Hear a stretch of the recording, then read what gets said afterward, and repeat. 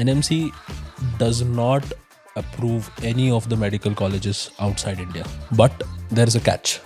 There is no examination that is mandatory for a student to take his job as a doctor. Is it possible to do a part-time job? How hard is it to get a job here in Georgia? As a junior doctor, you can work. You'll have to be worried if you're doing something wrong. Can I be brutally honest on this question? Yeah. How do the students know if the agent is legit or if the agent is lying to them or they're just extorting money from them?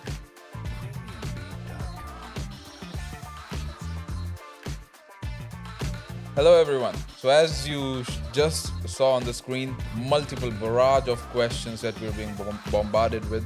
And basically here what we're going to do is sum up FAQs for you.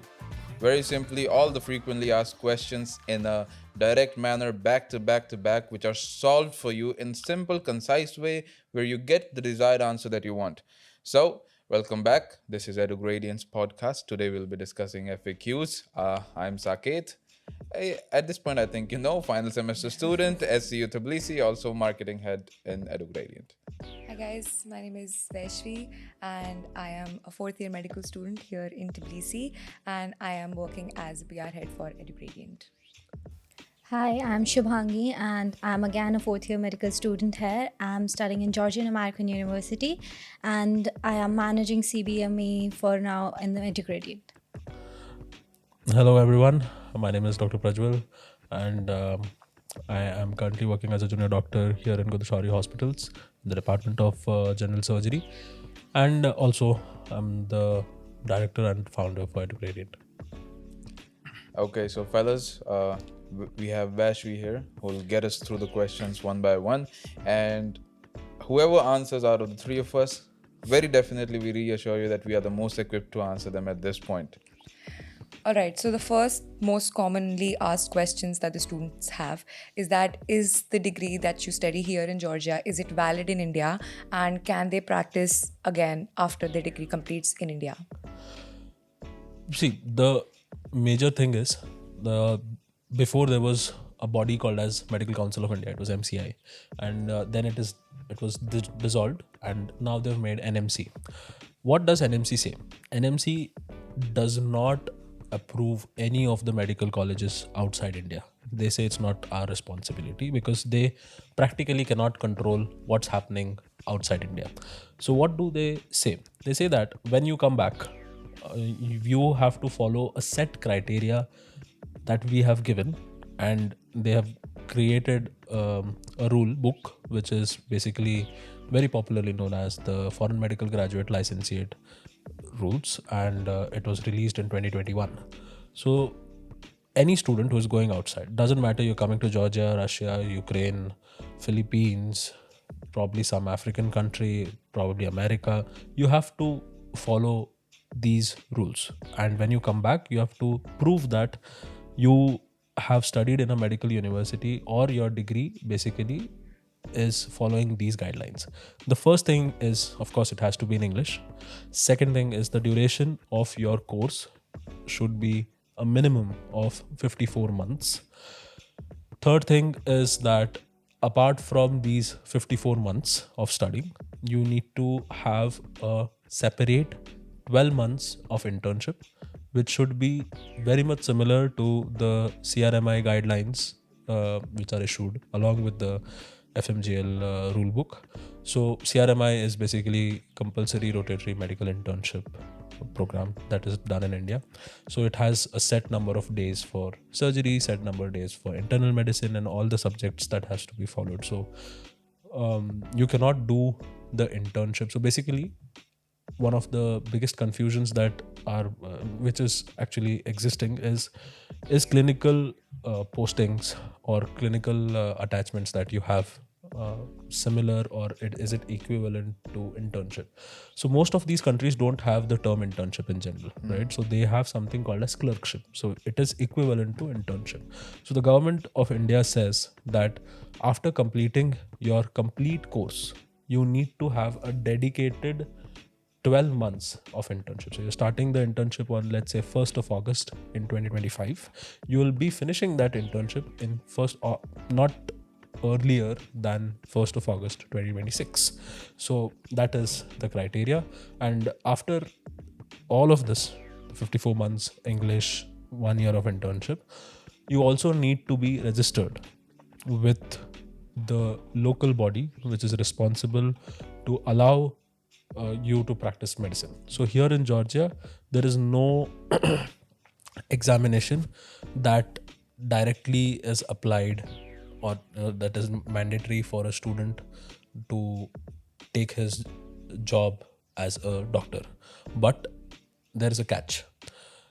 In India, because we initially started off with having a deficit of doctors, MBBS doctors. So MBBS is basically undergraduation, right? So once you're a graduate from MBBS, you can practice independently. You can put up your table, your small clinic, and just write that, hey, I'm just an MBBS doctor, and you can still prescribe medicines and, of course, take up responsibilities that a doctor has to.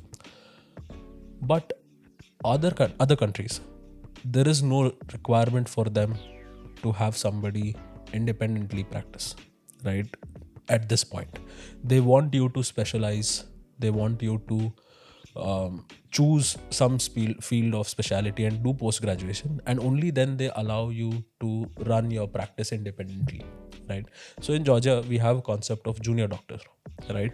And as a junior doctor, you can work under a specialist. So in my example, I'm working in the department of surgery. I have my head of the department and I have limited responsibilities, but I can still do these, fulfill these responsibilities.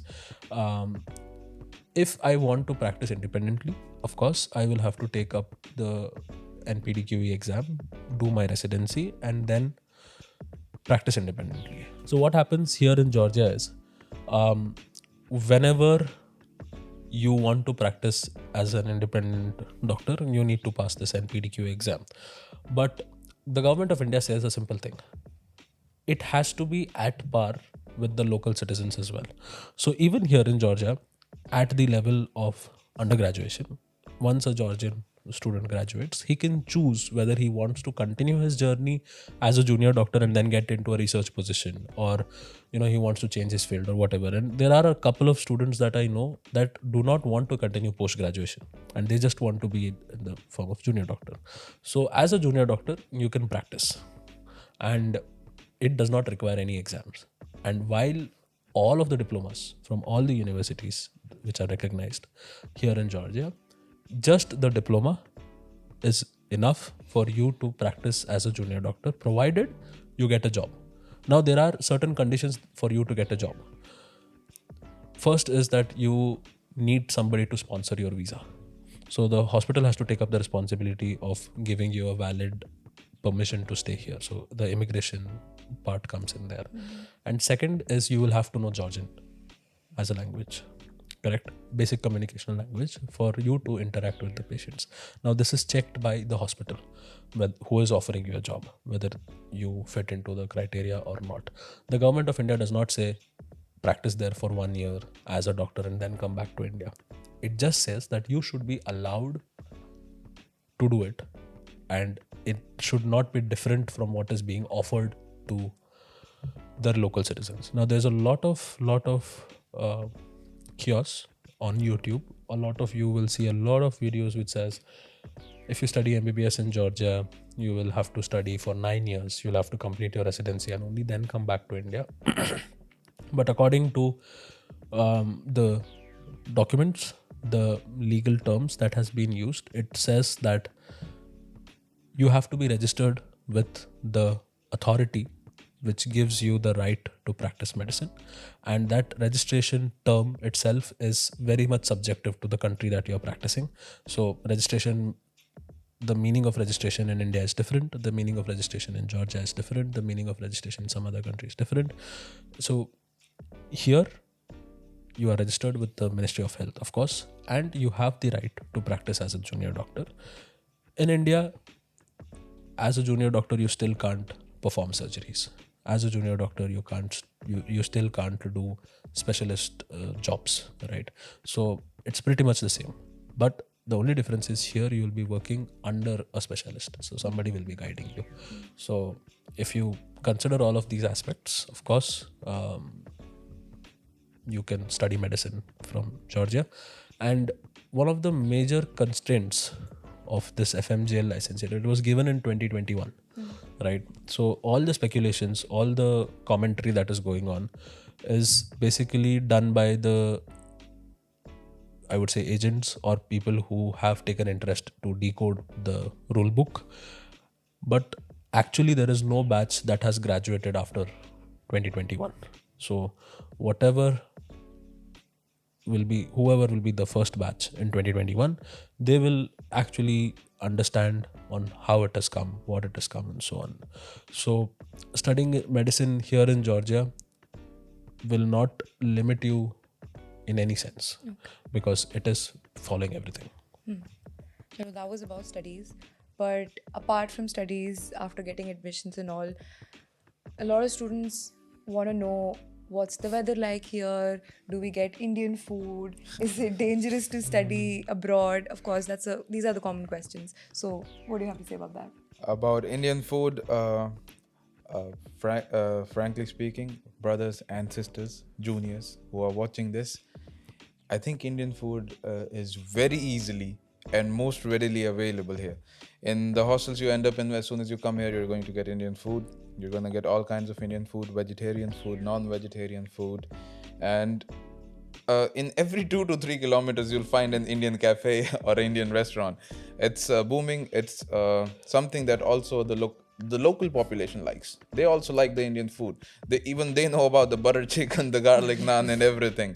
But also, in a sense, it feels like homemade food as well. It's not something that feels out of taste and it's like, what am I eating? It balances quite well in the terms of the fact that, everyone is not supposed to like all the dishes. Some of you are picky eaters, I assume, and I'm definitely right when I say that. But at the same time, for us, for people like me who's ready to eat everything and anything that's presented to you, if there's 7 meals, 7 dinners happening in a week, you'll definitely like 6 out of the 7. Maybe one you don't prefer. Maybe one time everyone ends up eating outside at some restaurant or something. So about food, it's never going to be a problem. It's something that is going to be very easily available to you, in my opinion. See, you can choose whatever cuisine here. It's readily available and it's having more options than what is available in India. So why not? Yeah. The cultural diversity allows it to be Indian, Georgian, Turkish, Arabic, or even Asian, all kinds of cuisine. American, of course. Okay. About safety, I feel like Georgia is a pretty safe country. Being a girl, especially from Delhi, I am very glad that I can get out of the house whatever time, be it 3 a.m., 4 a.m. So I think we can all agree that Georgia is pretty safe. I would not agree as a girl, but I would agree as a boy. One thing is, it's also a tourist destination. Yeah. So they are pretty strict about the security. There's always police cars that are patrolling. There is always 112 is the emergency number. Yes. So any slightest difficulty, the call center takes care of everything. Yeah, and police is available everywhere. Everywhere. And they are well equipped and knowledgeable to talk to you in English and not ask you straight out Very of cooperative also, I've heard. Yeah. And even it's not like India that police takes like 1 hour to come. It's like just in 10 minutes he or she will be there. I would say less than 10 minutes. Yeah. It's pretty Here fast. you'll have to be worried if you're doing something wrong, because police is gonna come out at any corner and you'll be like, hey. Few guys stuck in the lift of my building and the police was there just within 5 minutes Yeah. just to rescue them. Even like if you get locked in a home, 112 will help you. If you're most of the times my car gets locked in different cars because parking is a problem here in the BC. So 112 helps you to call the owner of the car by just one call. So it's a pretty well equipped system. I did not know about. Yeah, and the part where you mentioned that when you get locked in your home, please don't get locked in other people's homes. As long as it's your home, they will help you. Sure. So for the people who are not financially very stable. So a lot of students look for part-time jobs Yeah. apart from studies. So people are asking ki, is it possible to do a part-time job? How hard is it to get a job here in Georgia as a student? So I've seen a lot of videos and comments on Reddit, Facebook groups, and so on, which say that you can't work. That's not true. So there is a building here called as Public Service Hall, also known as Justice House, but some people also refer to it as the Mushroom Building. It literally looks like mushroom. It does. So if you go there, and you'll have to apply for a tax number, a tax paying ID, and they will give you a taxpayer status. So if you get that document, you can work and you can pay taxes of whatever you earn. It does not limit you to it does not limit you from working while a student. A lot of opportunities here are available for Indian students or any students in general. There are many, like in India as well. Here there are many websites which post jobs. A lot of universities also give employment to their own students. A lot of international organizations, MNCs, which are based here in Tbilisi, offer jobs. And it also sometimes depends on the job profile of what the student wants to work. So but yes, you can work, no problem. Okay, so one more question that we get is that do all the universities here in Georgia, are they NMC, MCI approved? As I said, there's no approval list that is given by NMC. You can study in any university. If any YouTuber, any agent or anybody puts up in their banner saying it is NMC approved, go to NMC's website. There is a section for students who are going to study medicine abroad. There is at least like a big essay that they have written, and the first paragraph itself explains that we do not approve any medical university. It's not under our control, but when you come back, you have to follow certain guidelines. So you can study in any university so far, but accreditations are important, not just in relation to NMC. So every university has their own accreditation body. So we in Georgia, there's EQE, so it's basically education quality control. So EQE gives recognition to programs that are approved here in Georgia, and I don't think there is any university which is running without accreditation. So all universities are accredited, and there is a website which all students you can see. It's called World Directory of Medical Schools, and there you will see all the details, including the website and the accreditation status directly, and it's an open source information.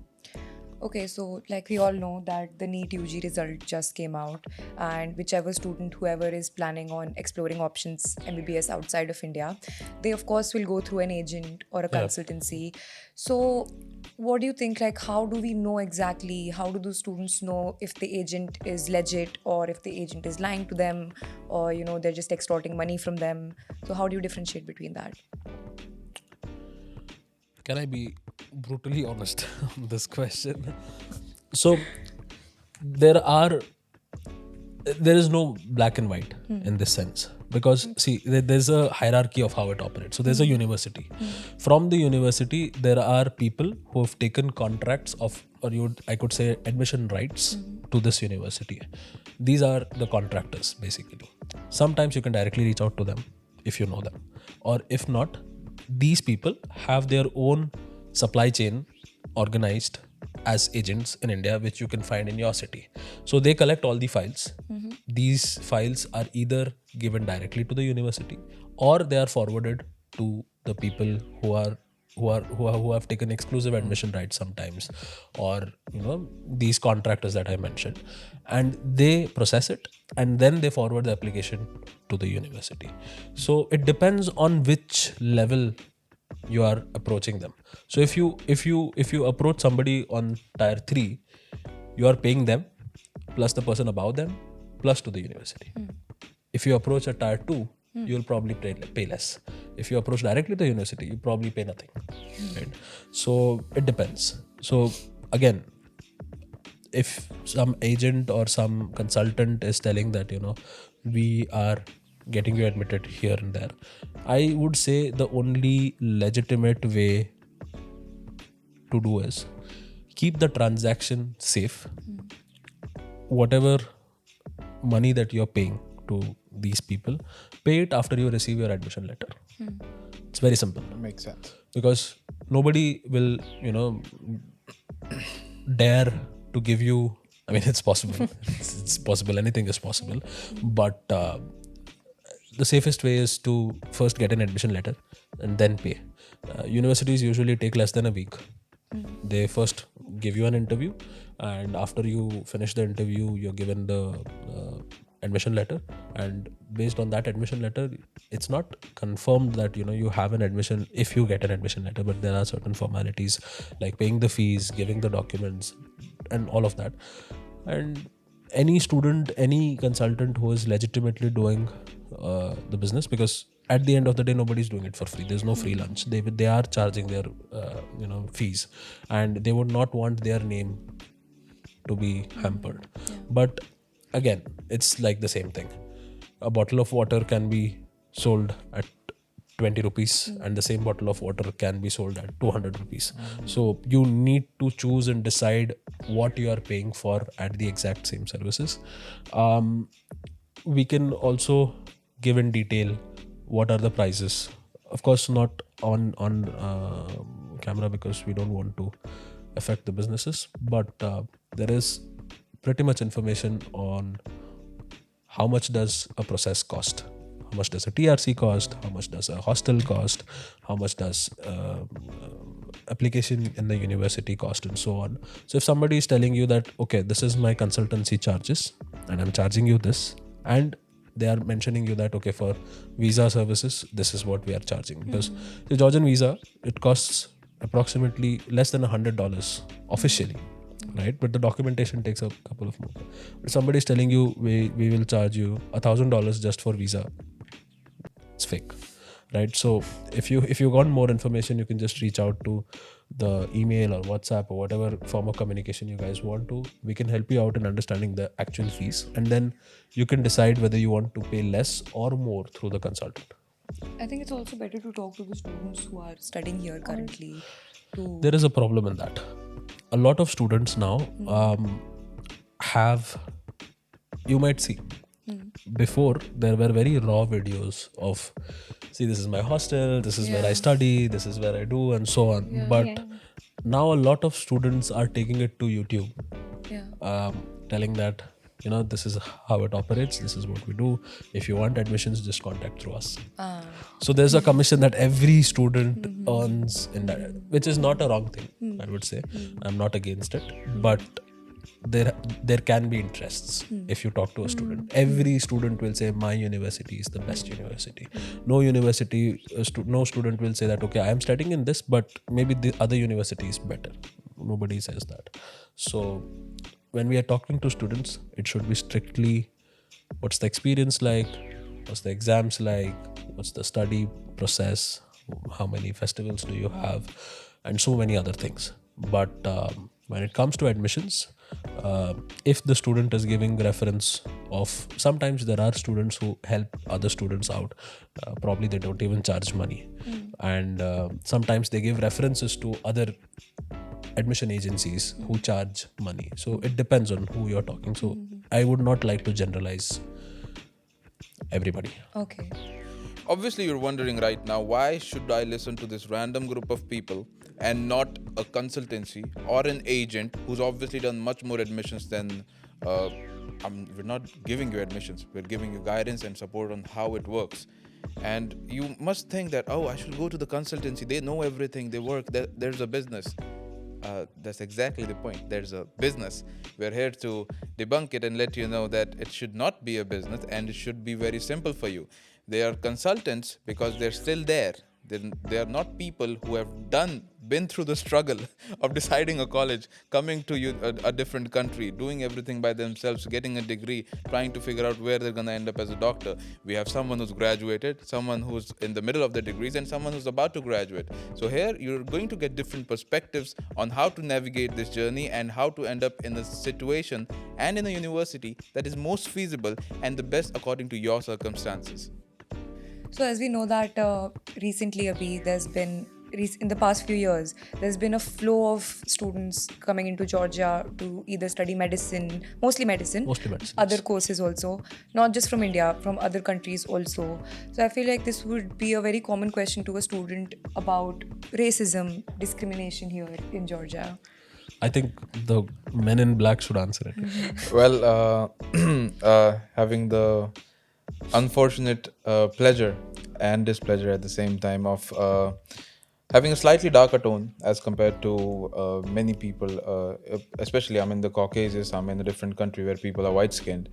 See, I'll put one very simple thing in everyone watching for perspective. We're not the fairest race or having the fairest, whitest skin, simply speaking. If we happen to have someone of a European or American descent into our city or our state, we instantly call him Gora. we don't think. We don't think. But then we don't consider, because I don't understand the perspective. At the same time, if it happens to us in an outside country, it's considered to be something bad. Of course, the nature or the tone of the voice, if it's derogatory, of course it's supposed to be bad. But at the same time, it is a natural experience. That's where the language barrier comes in.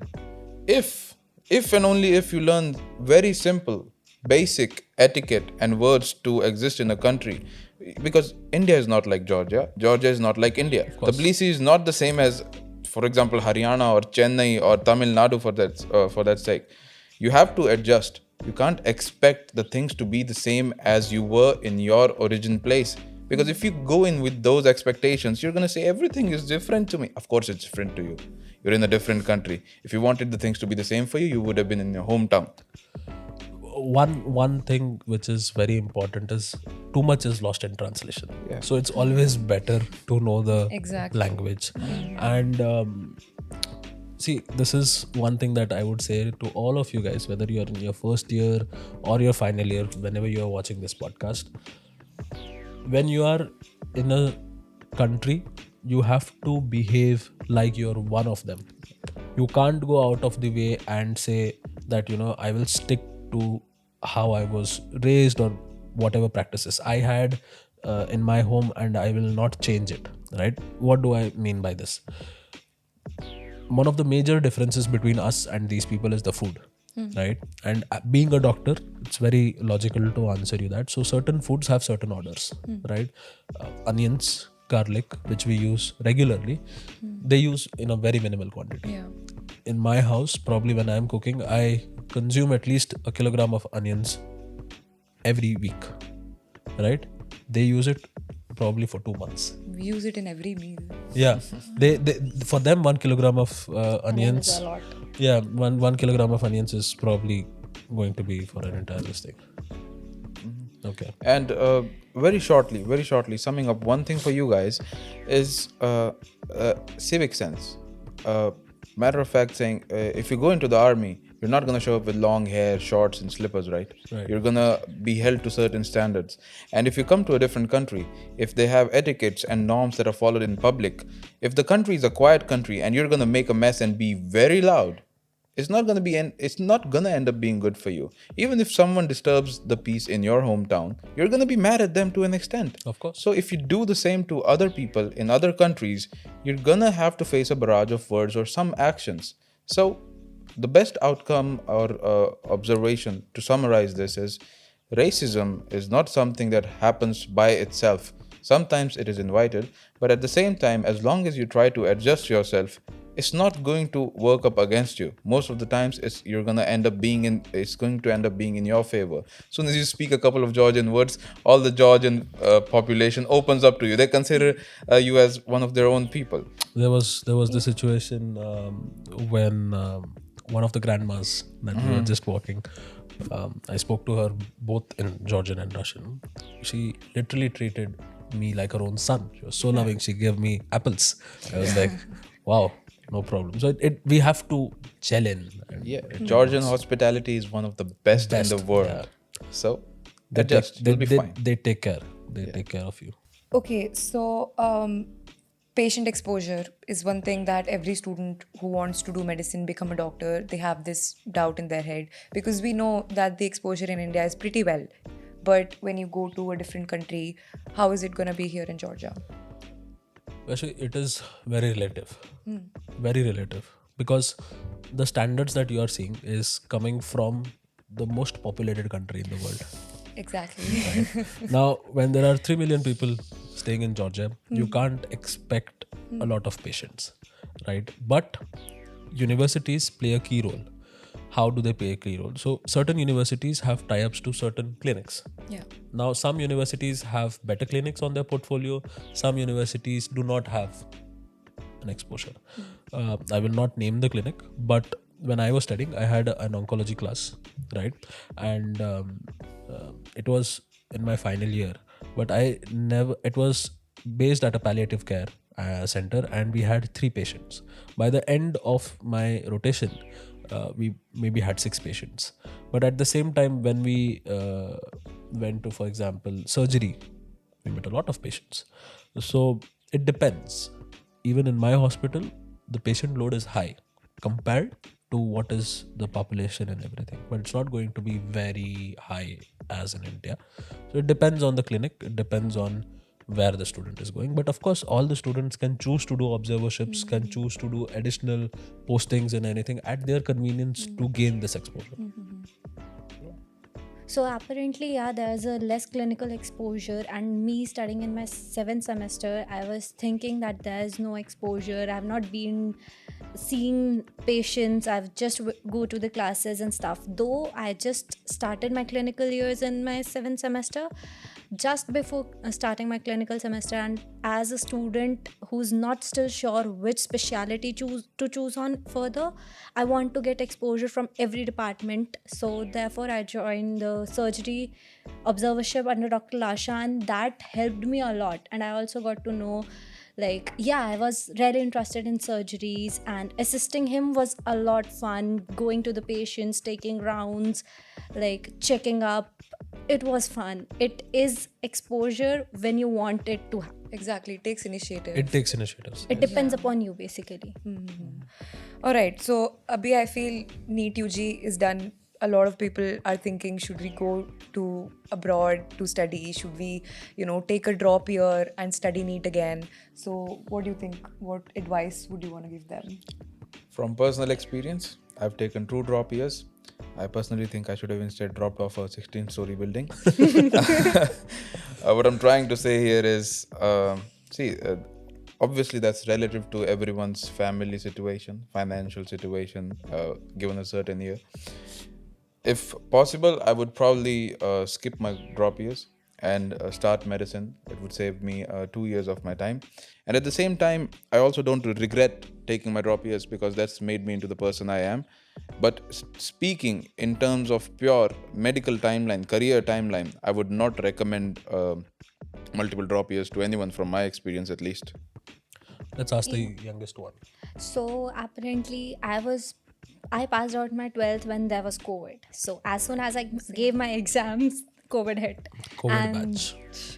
And the NEET postponed it. Everything was so serious. Everyone was depressed. The NEET was not happening on time. So apparently I took 1 year gap, but eventually it turned into 2. Actually 1.5. And then apparently I took admission in Philippines. That was in... I started my Philippines first semester, as I remember, from October 2021. And then on 18th November, NMC gave its so-called document. Yeah. And looking at that, I was like, oh shit, what should I do? I should not do medicine anymore. And I was so frustrated what to do, what to not. And then I explored a lot of options like Russia, Ukraine, Belarus, Georgia. Ukraine was in war, Russia was in war, Belarus was a boot camp. So eventually it was like Georgia seemed the safest and the best. And then coming here, I'm completing my 3 years of being here. It was a good decision to come here. I would say students really should take some time, and I have a different perspective, if you allow. See, if you are somebody who is studying in India at the level of standard 12, we have a lot of students who are studying in Dubai, Kuwait, and like all the GCC countries who come here, the life there is different. The career options, perspectives are different. Now, if somebody from their home wants their kid to come back to India and practice there, the fastest way is India, right? Because it is 6 years here. Then after there's one year of internship back home, and then you will be eligible to write the post graduations and whatever. So the fastest medicine technically is 4.5 years plus 1 year of internship in India. So if that is the case scenario, give it a shot. I would say I took my drop year too, and I don't regret it. But giving it a shot means you're trying again. You have to be sure, and it depends. A lot of my friends got in after a drop year. A lot of them did not perform even equivalent to what they performed their last year. So it's a personal thing. It gets hard on the student also, you Yeah. know, trying to do the same thing again, studying the whole syllabus again for a whole year. And then there's this added pressure ki I couldn't do it the first time. True. Will I be able to do it the next time also? So if you think that you can take that pressure, if you think that you can go through the whole process again, then you should do it. I knew that I couldn't do it, though I did not. That's a personal decision. Yeah. That's a personal decision. Also, I would like to add, I recently had a DM on Instagram that my brother just passed NEET and this is his rank, and we are considering Georgia. His rank was really good, much, much, much better than what I got on my time. But he also mentioned that he wants to continue his future in foreign. He doesn't want to come That's back really to a good India. point. It depends on So the career what as well. I advised is, if he's really sure that he wants to be there in foreign and he doesn't want to come back to India, I said this is the best place. Not this, but if you want to see some other place, you can give it a try. You can explore more. I'm not saying just trust me, but I would say this is good. US curriculum is followed here. A lot of better curriculums are followed here that are not paid much more attention in India. So that is what I advised him. It depends on regarding you that. guys. So Yeah, like Kabir mentioned before, Yeah. they give you a global exposure. Yeah. yes, if you want to have a global career, you can choose Georgia. I would say out of all the countries that are currently offering MBBS as a program, Georgia has the most vibrant opportunities. You have European curriculum, you have US curriculum, you have some medical schools which offer you some paths to Germany. It's all here, right? So it depends on you. If you are interested for a global career, close your eyes, just choose MBBS abroad. Even I would like to say that there are no much coaching centers there are centers that provide I would say coachings and stuff. But what I've seen here is every good teacher I had in my years, till my third year, all are now doing USMLE and they are going. Yeah. So we have much more population here who are experiencing USMLE than just going through the curriculum. True. I think it's a good answer. Okay, so fellas, that is all that we had from the questions that we got. We're obviously open to take more questions and help you out in whatever you require. And that is all from our side. Thank you very much.